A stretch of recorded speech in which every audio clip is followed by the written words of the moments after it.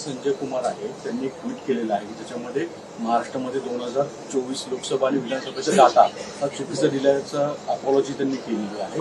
याच डाटावर राहुल गांधींनी आरोप केले गेले होते असं म्हटलं गेलं। ही खरी गोष्ट आहे की सीएसडीएसनी जो डेटा दिला होता आणि ज्या डेटावर आधारित इलेक्शन कमिशनवर राहुल गांधींनी आरोप केले होते आणि आमच्याही लेजिटिमेटली निवडून आलेल्या सरकारला आरोपीच्या पिंजऱ्यात उभं केलं होतं।